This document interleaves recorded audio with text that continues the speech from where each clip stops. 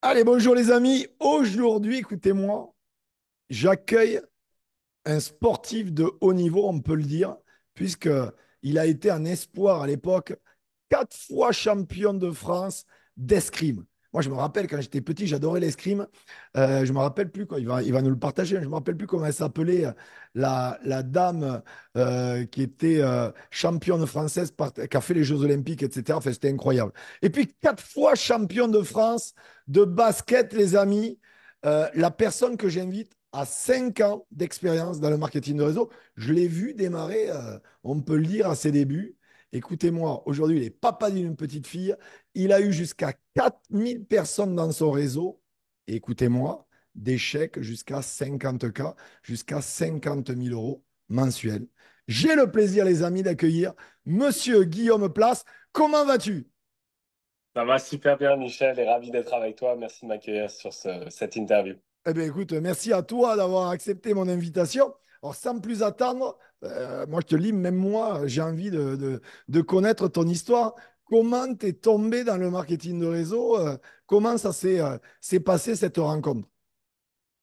Ok, alors pour la faire très brève, le marketing de réseau, ça fait suite au parcours que tu as décrit. Ça veut dire que jeune, j'étais très sportif. Quand j'étais plus jeune, j'ai été 4 fois champion de France en escrime. Ensuite, j'ai switché pour le basket parce que c'était que là ma réelle passion. J'ai tout fait pour devenir basketteur pro. J'ai eu la chance d'être bah voilà, 4 fois champion de France au fur et à mesure du temps et de jouer en équipe de France, jeune et compagnie. Et malheureusement, en fait, au lancement de ma carrière pro, je me suis explosé l'épaule une, puis deux, puis 3 fois et il s'est pas passé grand-chose. J'arrivais plus à progresser. C'était très dur, c'était frustrant. Le fait de ne pas être réellement au contrôle de tout et de voir qu'il y avait aussi des limites physiques et de sentir que la marge de progression, elle était en train de baisser, Blessé, voire ouais. que j'étais en train de tomber, bah, ça a été un moment où j'ai dû faire un lâcher prise. À travers ce lâcher prise, je suis retourné à mes études, je suis retourné aussi au salariat, ou plutôt j'ai commencé le salariat. Et voilà, je vais pas dire des choses négatives sur le salariat, c'est juste que moi, vraiment, c'était pas fait pour moi. Et plus je voyais à quel point les gens avaient l'air de trouver ça normal, le fameux métro, boulot, dodo, 40 heures semaine pendant 40 ans pour 40% de la retraite. Et moi, je crois pas dans ma retraite et j'y croyais pas, j'y crois toujours pas. Au fait, je ressentais au fond de moi que c'est pas fait pour moi. J'avais des insomnies la nuit, le soir. Je cumulais 2 boulots parce que j'avais envie au fait de pouvoir subvenir aux besoins de ma famille, de ma femme aussi. Elle m'a suivi quand j'étais sportif pendant 3 années. Étant donné que je me pétais l'épaule ou que j'étais blessé, il y a rien qui se lançait. Donc, en fait, elle m'a suivi dans la galère. Et je me suis juste dit qu'à ce moment, c'était à moi de lui rendre l'appareil et de pouvoir créer un avenir serein ou aussi on pourrait créer une famille. Elle pourrait être maman, c'est son plus grand rêve. Et en cumulant 2 boulots, en enchaînant non-stop le fait de trimer et d'avoir pas de liberté temporelle, pas de liberté géographique, pas de liberté financière, pas de liberté hiérarchique et pas de liberté d'environnement. Je ne sais pas réellement avec qui je bossais, les contraintes que j'avais.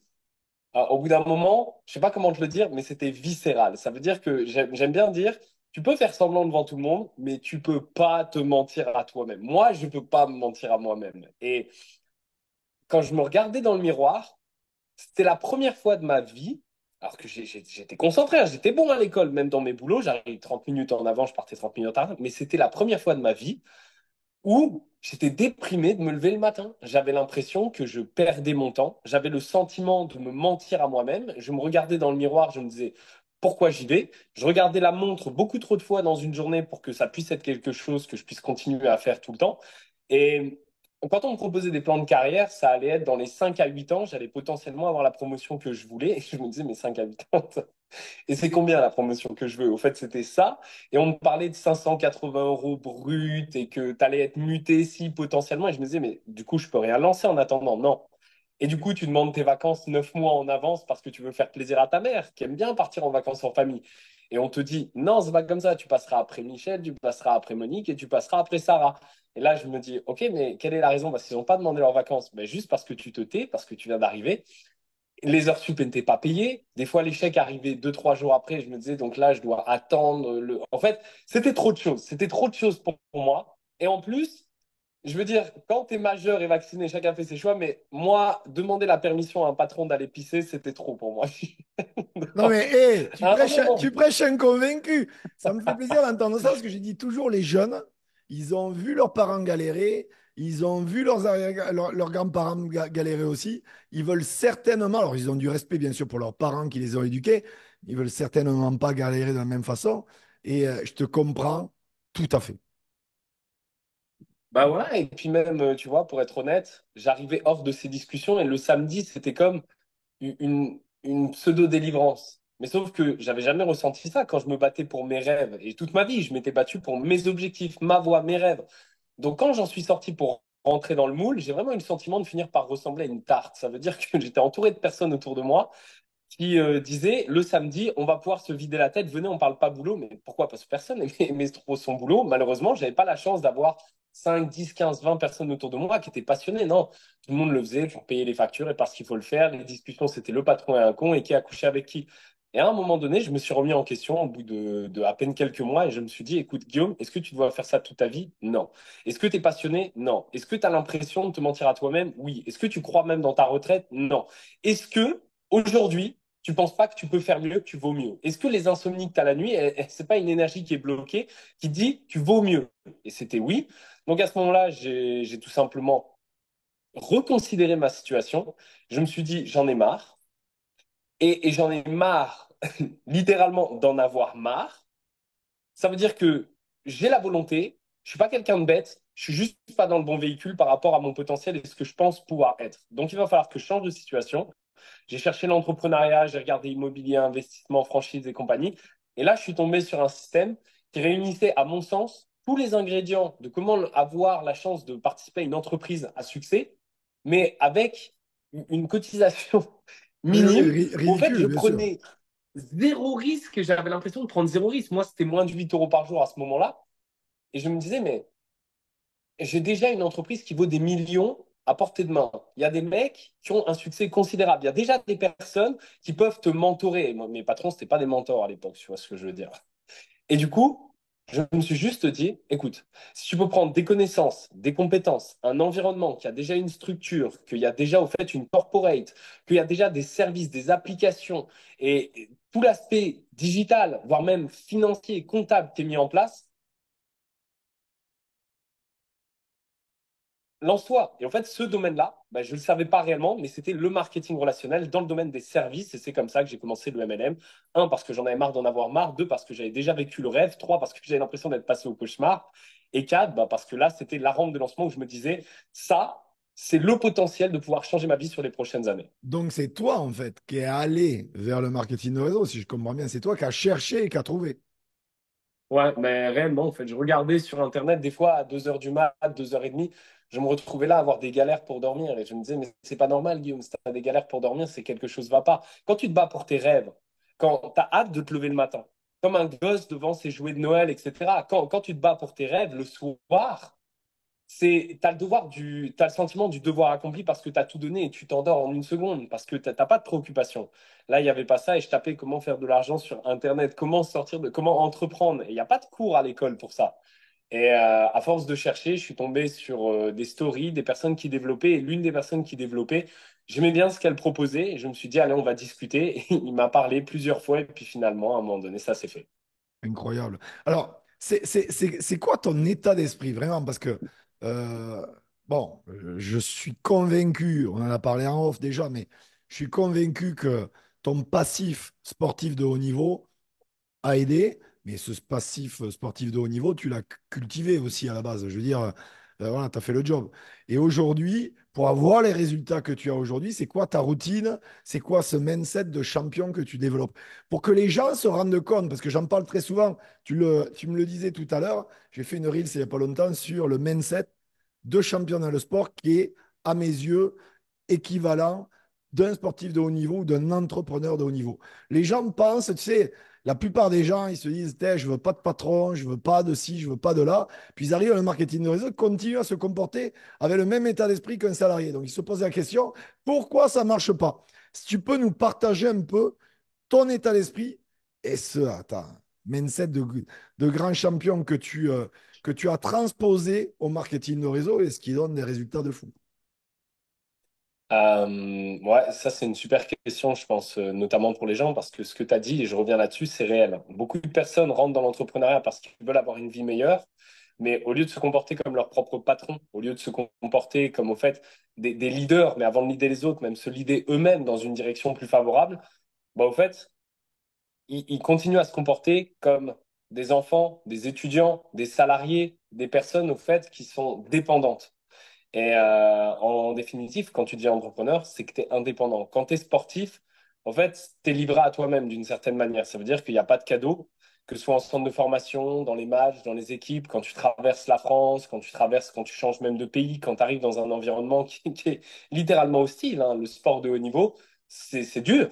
Et ça, il faut le savoir. Et l'entrepreneuriat, je le dis à tout le monde, hein, j'ai pas envie de casser l'ambiance, mais les amis, c'est pas facile, hein, c'est pas la cour des bisounours, c'est dur. Et au fait, bah, il y a une chose que j'aime bien dire, c'est que l'adversité, c'est une nécessité. Ça veut dire que c'est pas contre toi, c'est pour toi. Et qu'à un moment donné, un entrepreneur comme un sportif de haut niveau qui veut réussir, il arrête d'avoir peur. Il cesse de se victimiser face aux épreuves qu'il va pouvoir rencontrer. C'est plutôt le contraire. Il anticipe ces différentes épreuves et c'est ce qu'il va chercher. Donc, le premier conseil que j'aurais à donner, c'est déjà la première chose, sortir de sa zone de confort, tout le temps. Parce que, en définitive, l'été, 100% du temps, les mêmes actions qui t'endorment et qui font baisser ton potentiel. Ouais, bah, au fait, l'inconfort, c'est un mot qui fait peur aux gens. Mais moi-même, hein, moi le premier, je dois toujours continuer d'aller dans l'inconfort comme toi, faire des choses qu'on ne sait pas faire pour continuer de grandir. Et Bien plus tu sûr. avances, plus c'est dur. Mais la vérité, c'est que l'inconfort, en définitif, c'est là où tu vis. C'est là où tu vis tes meilleures expériences, tes meilleures émotions, ta meilleure adrénaline. La première fois où tu as embrassé quelqu'un, la vérité, c'est que tu n'étais pas prêt. Et c'était la zone d'inconfort. Pourtant, aujourd'hui, c'est quelque chose qui fait la différence. La première fois où tu as fait du vélo, c'était la zone d'inconfort. La première fois où tu as été sur un plongeoir et que tu as sauté même du 3 mètres, c'était une peur. Ça veut dire que chaque fois que tu as fait quelque chose de nouveau, et oui, ça faisait peur, mais si ça te fait pas peur, c'est que c'est pas à la hauteur. Si tu rêves pas grand, c'est que ça n'en vaut pas la peine. Et si tu es toujours en train de faire des choses que tu sais faire, par définition, ça veut dire que tu n'avances pas. Donc, le premier conseil là-dessus, en tout cas pour le parallèle, j'irais sortir de ta zone de confort pour aller voyager dans l'inconfort et vivre réellement de nouvelles expériences et progresser. Le deuxième, c'est vraiment le 1% de plus par jour. Ça, en tant que sportif, c'est quelque chose de primordial. Ça veut dire que tu n'as pas le droit de faire une journée de plus où tu n'essayes pas d'être meilleur que la veille. C'est pas beaucoup plus compliqué que ça. Alors, ça peut être le conseil le plus banal du monde pour quelqu'un de discipliné. Mais je peux vous assurer que ce conseil, il est très difficile. Parce que si tous les jours d'une année, tu fais plus 1%, ça veut dire qu'à la fin de l'année, tu as fait 365%. Et je peux vous jurer que j'ai jamais fait une année à 365%. Et j'aime pas perdre. Mais je pense que j'ai perdu facilement, même dans mes meilleures années, peut-être 30, 40, 60 jours. Et que c'est des jours où tu l'as mauvaise. Il y a même des jours, tu les perds volontairement parce que tu te dis, je dois respirer. Et quand tu respires, tu te dis, ça m'a fait du bien. Mais quand tu reviens au charbon, tu te dis, il faut que je rattrape ce moins 2% en faisant un 3% aujourd'hui en me remettant à plus 1%. Donc, en fait, c'est essayer de toujours être meilleur que la veille, de ne jamais s'endormir sans avoir appris quelque chose de nouveau et de jamais avoir l'impression de ne pas avoir tout donné. Donc, pourquoi 1% de plus par jour? Parce qu'il y a une définition que j'aime bien, c'est pas à propos de one day. One day, ça veut rien dire. C'est à propos de day one, every day. Si tous les jours tu te lèves en pensant que c'est le dernier, la vérité, tu vas tout donner. Mais si chaque jour tu te lèves en te disant c'est une journée de plus, que tu as la flemme de te lever, que tu as la flemme d'être en action, que tu veux pas y aller, que en fait tu n'auras que des excuses. Quand c'est day one, every day et que tu peux mourir chaque jour, là tu te laisses pas le choix. Enfin, le dernier conseil pour faire le parallèle, c'est aller se faire mal. Ça veut dire que je vais prendre ton exemple, Michel, parce que toi c'était la muscu. Quelqu'un qui va à la muscu, à un moment donné, l'une des premières choses qu'il va aller rechercher, c'est presque, et en tout cas quand il veut vraiment aller dans la performance sur certains domaines, ça va être l'échec musculaire, la déchirure. Ça veut dire que pour progresser, tu dois saigner, tu dois te déchirer. Et je pense que c'est pour ça que autant de personnes parfois ne veulent pas faire de sport, mais c'est pas aussi pour ça que autant de personnes ne veulent pas réussir dans la vie. C'est parce que réussir, ça demande d'abord de se faire mal. Avoir du succès, ça demande d'abord Ce que d'échouer. tu Et dis donc, là, Guillaume, c'est exactement ça. Parce que le parallèle, si on le met avec l'entrepreneuriat et le sport, moi qui avais des centres de remise en forme, la résilience, c'est le problème, c'est l'humain. C'est pas l'entrepreneuriat et c'est pas le sport. Moi, je me rappelle quand j'avais mes centres de remise en forme, s'il y avait, c'est un exemple, 1000 personnes qui prenaient un abonnement le 2 janvier pour les bonnes résolutions, s'il y en avait 1000, tu en avais 800 qui continuent de payer au bout de 3 mois, mais qui ne fréquentent plus. C'est-à-dire, il y en a 800 sur 1000 qui fréquentent plus. Donc, ce n'est pas le problème de l'entrepreneuriat ou du sport. Le problème, c'est l'humain et tu as 1000% raison. Bah, tu as pris le meilleur exemple. Et c'est marrant parce qu'au moment où je l'ai demandé, je me demandais est-ce que peut-être cette métaphore viendra sur la table. Bah Ah ben, et Ça là, jeté dessus. c'était mon métier. Donc, forcément, je peux Ouais. comparer et c'est impressionnant. Et ce qui est incroyable, c'est que, oh là là, ben, toi, tu étais sportif. En plus, tu l'as connu. Enfin, toi, tu as eu un mindset différent parce que la majorité des gens dans l'escrime, dans le basket ou dans tout ce qu'on veut, dès qu'il y a un petit un nuage où il pleut, on dirait que la pluie, tu sais, c'est comme dans le film The Rain. Enfin, la série, tu sais, tu as déjà vu la série sur Netflix. On dirait que la pluie tue, tu vois, dans la vraie vie, tu vois. Ouais. Et donc, du coup, ils vont pas à la salle de sport, ils vont pas jouer au basket, ils vont pas, tu vois. Moi, je joue au paddle, tu vois. Bon, on joue en couvert et en dehors. Mais c'est parce qu'il y a 4 gouttes que je vais pas jouer. Il faut arrêter. Mais c'est réel. Et du coup, tu vois, je te suis à 2000% là-dessus. Et ces trois conseils, notamment le dernier, se déchirer et se faire mal. Et je sais que beaucoup de personnes ne voudront pas l'entendre, ou peut-être que même en te regardant toi, malgré tout ce que tu as réalisé, en me regardant moi, malgré ce que j'ai pu faire, ils se diront, oui, mais après tout, si c'est que eux qui le disent, des gens vont nous respecter, des gens ne vont pas nous respecter, c'est OK. Moi, j'aime bien dire, mais écoutez pas moi.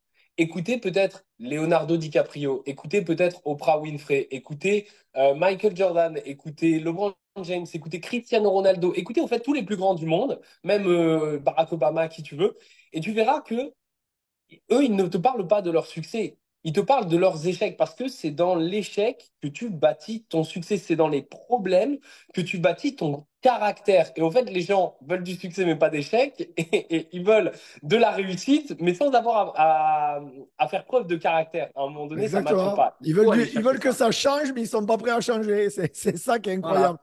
Alors justement, parce que ça c'est intéressant ce que tu dis, tu sais, les gens, ils sont de mauvaise foi.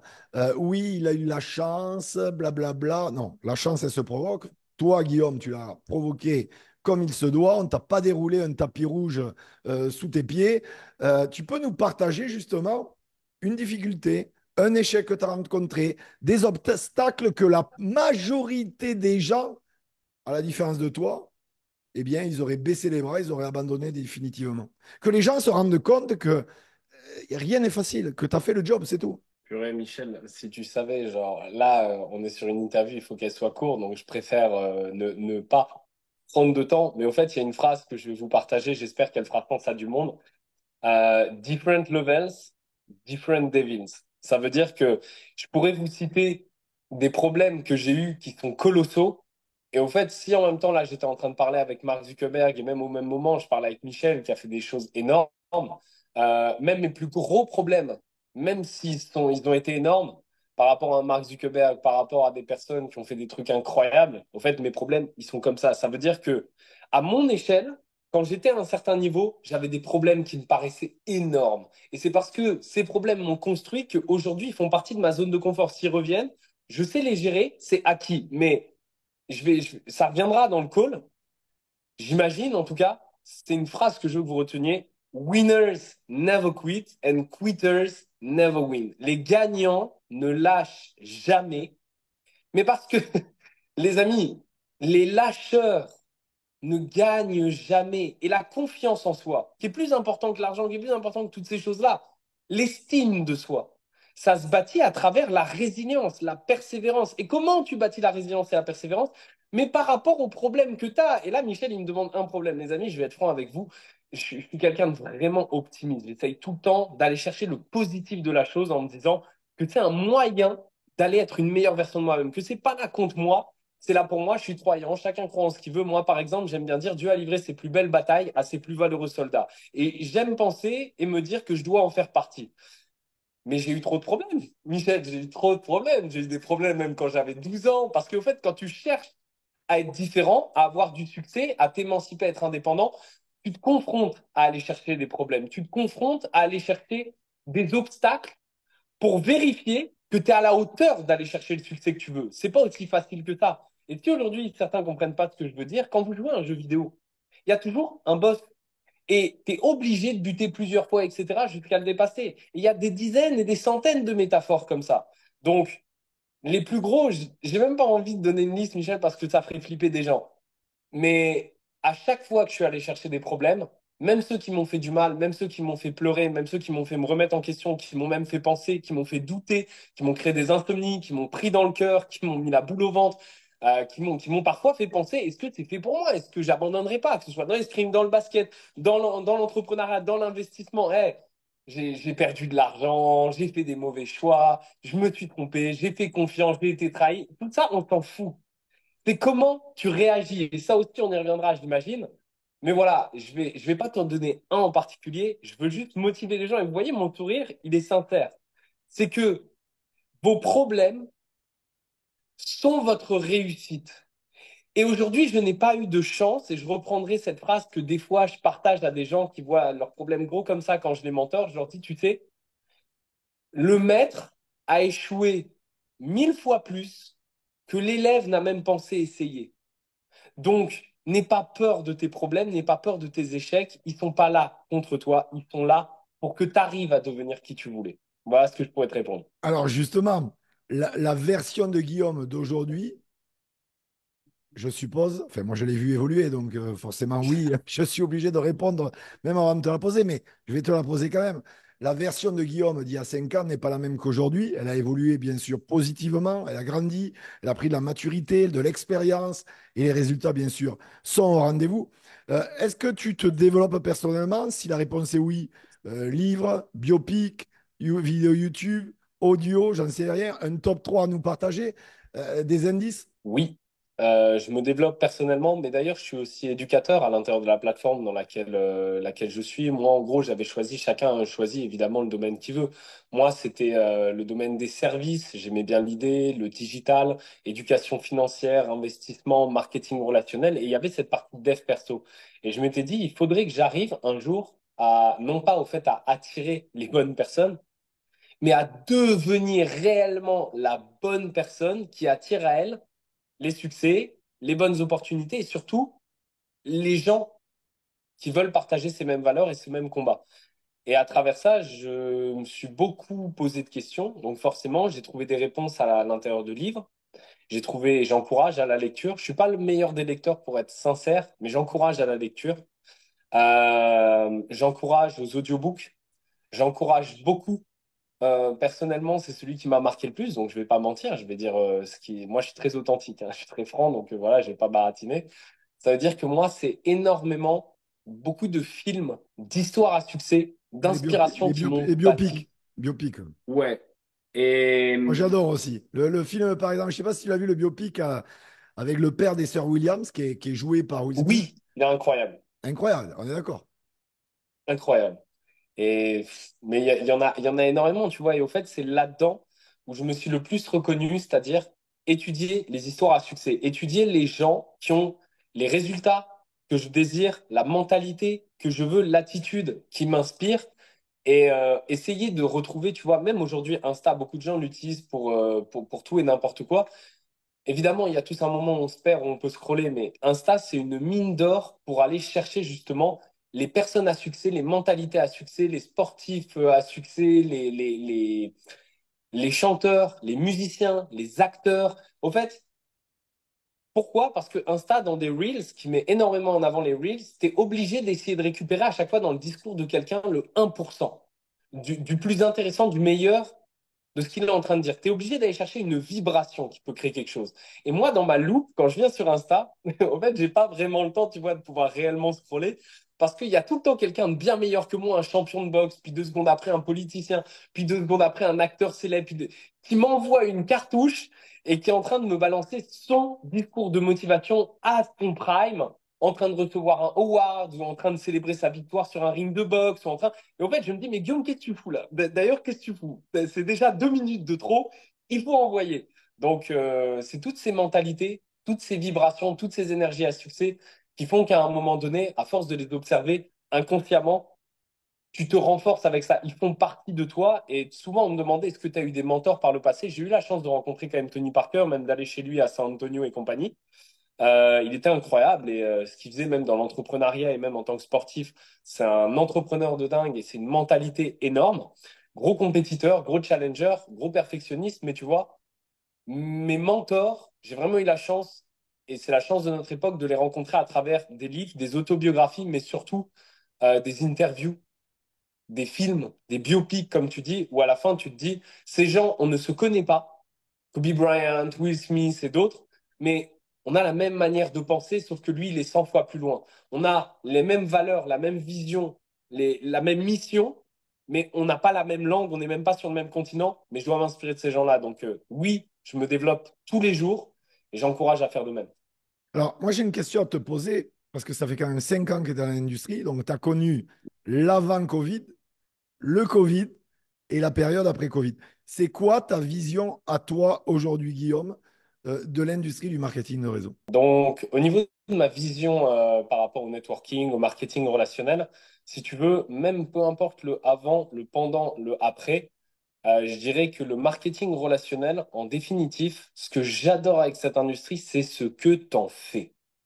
C'est ce que tu en fais. Et c'est une industrie qui est incroyable parce qu'elle donne la chance aux 16 types de personnalités, aux 9 types d'intelligence, aux 4 types de couleurs de pouvoir s'exprimer en fonction de qui ils sont, en fonction de ce qu'ils veulent et en fonction de ce qu'ils sont capables d'y mettre.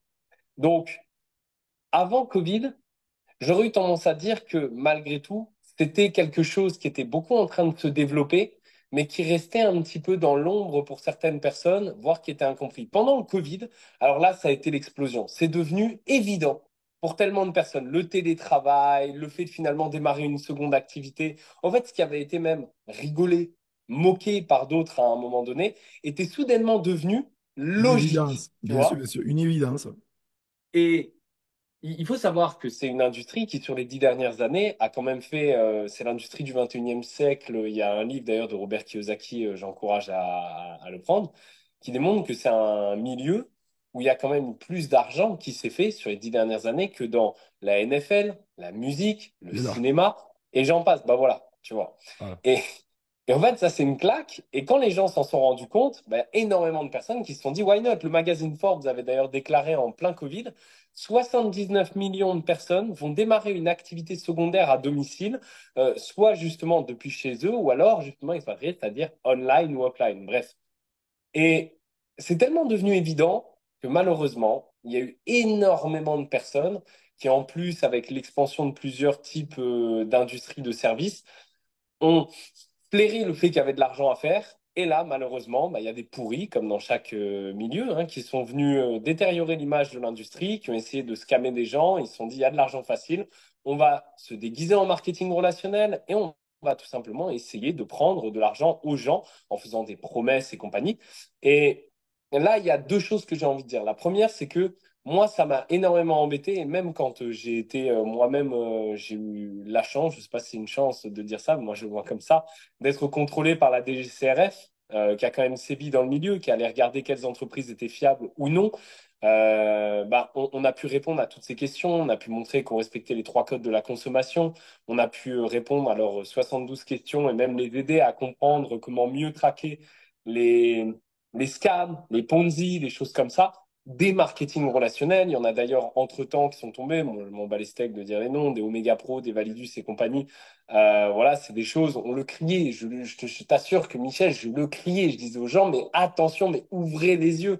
Et en fait, des scams, il y en a dans tous les domaines, il y en a dans tous les pays, dans le monde entier. Mais malheureusement, ce qui s'est passé autour de 2022, je dirais une époque où des gens ont fait vraiment beaucoup d'argent en très peu de temps, ça a attiré deux choses.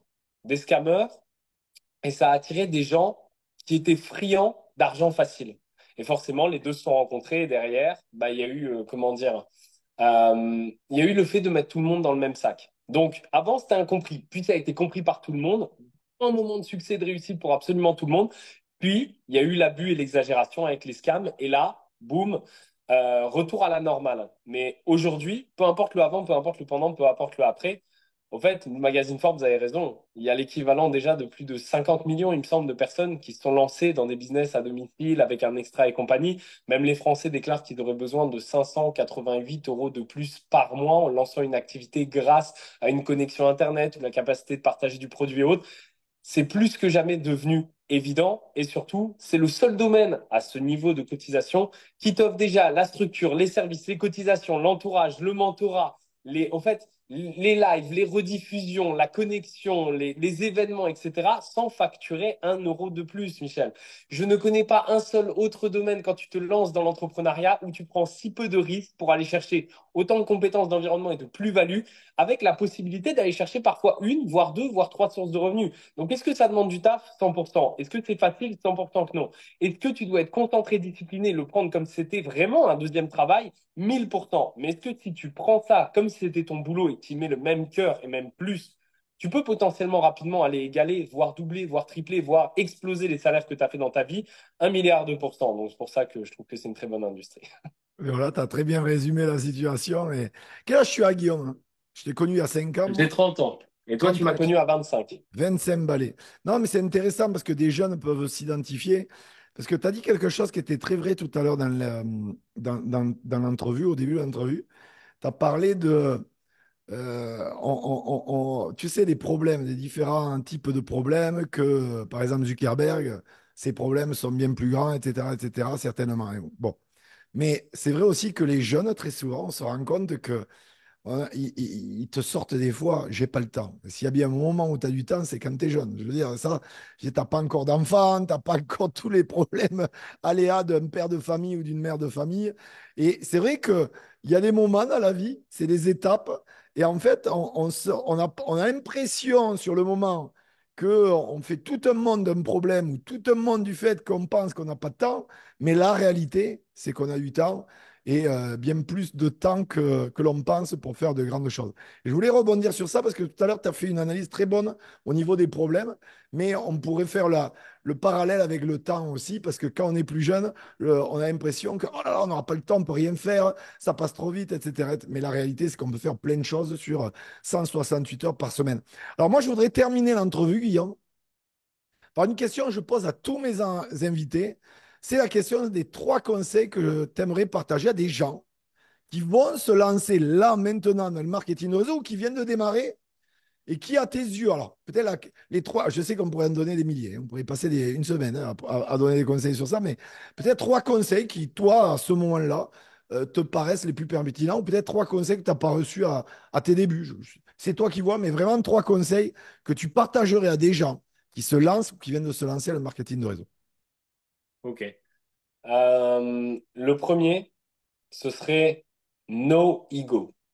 No fucking Ça, c'est ego. bon. Ça, c'est bon. Ça, c'est bon. Ouais, ouais, Oui, no oui, non, mais ego. tu as raison, il a raison, je précise de dire ça parce que il y en a, on dirait que même Elon Musk à côté, tu vois, alors qu'Elon Musk, il est humble, on dirait que même ils sont meilleurs qu'Elon Musk. Oh, il faut redescendre, les gars. Oh, redescendez, vraiment. Et là, Guillaume, il dit un truc 100% vrai. Il faut arrêter avec ça. En fait, pour vous la faire simple sur ce premier conseil, l'ego ne remplit pas le frigo. Et au-delà de ça, il remplit pas le cœur. La vérité, c'est que là où tu mets ton énergie, c'est ce qui grandit. Et plus tu mets de l'énergie dans un problème, de la mauvaise foi, de l'ego, de la confrontation, plus cette mauvaise énergie, cette mauvaise vibration que tu ressens au fond de toi, dans tes cernes, dans ton énergie, même dans ton odeur parfois, elle va grandir, elle va prendre de l'ampleur. Et déjà, quand le problème il fait cette taille, la vérité, c'est que vous n'en voulez pas. Alors ne soyez pas un problème de plus à votre problème qui le fait grossir parce que sinon, ça ne s'arrête pas. Il y a quelque chose que j'ai envie de vous faire comprendre par rapport à l'ego, parce que je vais pas passer énormément de temps. C'est pas une formation qu'on donne, c'est un conseil, mais si vous voulez, pour moi, il y a un amalgame qui est fait. L'ego ne signifie pas le caractère ni l'amour-propre. Je tiens vraiment à le préciser parce que, attention, je vous dis pas d'être doux comme des agneaux ou d'être malléable n'importe comment. Je vous dis de ne pas avoir d'ego. Ça veut dire d'avoir plus de sagesse, plus de paix, plus d'écoute active. Je vous dis pas de pas être quelqu'un de sceptique. Soyez un bon sceptique, par exemple. Je vous dis pas d'être quelqu'un de tout simplement bête. Je vous dis d'être quelqu'un à l'écoute, discipliné. Trouvez même des mentors, des gens qui ont l'attitude, les résultats que vous voulez, des gens qui ont eu les résultats que vous n'avez pas. Et si c'est le cas, peu importe ce qu'à un moment donné vous allez penser, sachez écouter, appliquer, reproduire. Si vous ne faites pas, vous ne savez pas. Donc, vraiment, c'est comme quand des fois on voit les gens gueuler dans des téléréalités, etc. C'est pas parce que ça braille et ça piapaille comme des mouettes enragées que ça a du caractère.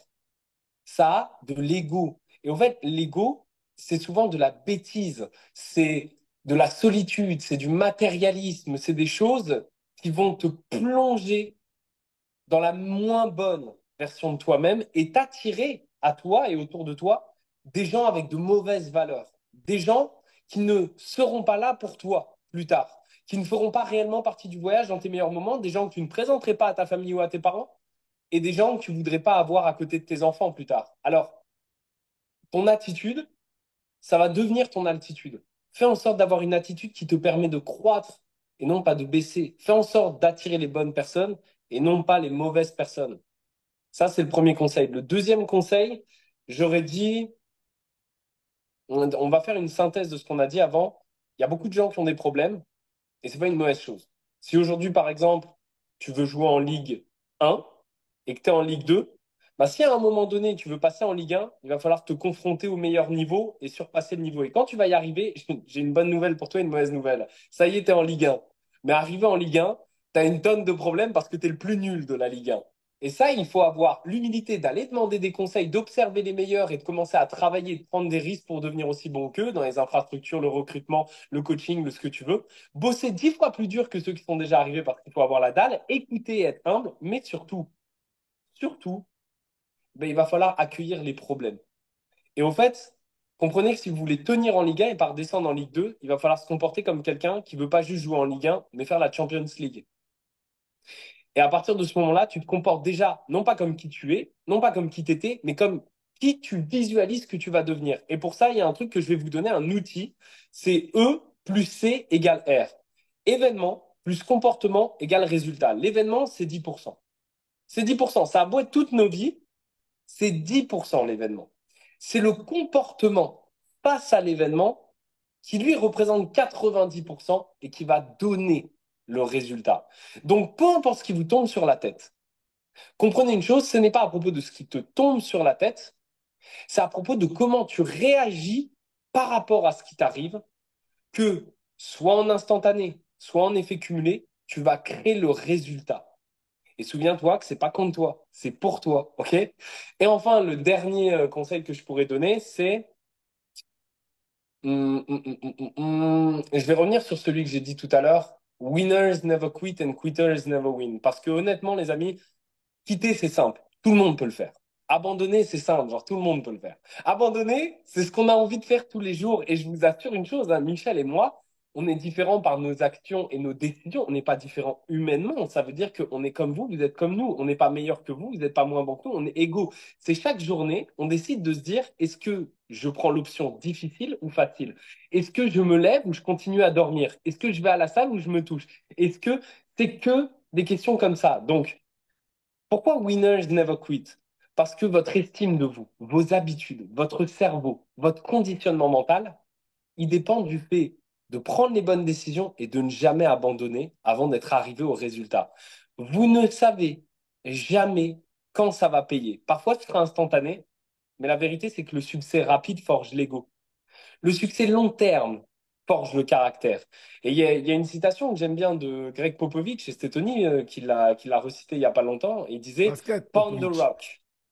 Et en fait, Pound the rock, c'est la mentalité qu'il a adoptée et qui dupliquait aux Spurs quand il devait devenir champion. Et il disait tu ne sais jamais quel coup va être le bon. Parfois, ça va être très simple et tu vas passer des paliers, mais sans t'accrocher à des difficultés. Et des fois, plus c'est simple comme ça, plus à un moment donné, tu vas arriver sur un palier où les trois, puis six, puis neuf problèmes que tu n'as pas vu que les autres ont, tu vas avoir les neuf d'un coup à ce niveau-là. Et là, c'est pound the rock. Ça veut dire que différents niveaux, différents démons, tu vas avoir ce rocher où tu vas mettre le même coup, il va rien se passer. Et tu vas le mettre 10 fois, et tu vas le mettre 100 fois, et ce rocher, il va te faire cogiter, il va te faire avoir des insomnies, il va te faire péter un câble, il va te faire l'attaquer d'en bas, d'en haut, d'au-dessus, de ceci.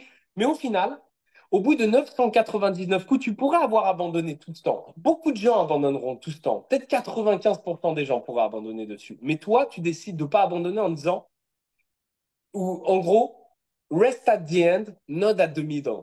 Ça veut dire reste à la fin, pas jusqu'au milieu, et tu sauras ce qu'il y avait au bout. Et tu vas mettre ce dernier coup qui va créer une fissure énorme et il va te redonner l'énergie, l'espoir. Et tu vas te dire, mais qu'est-ce qui s'est passé?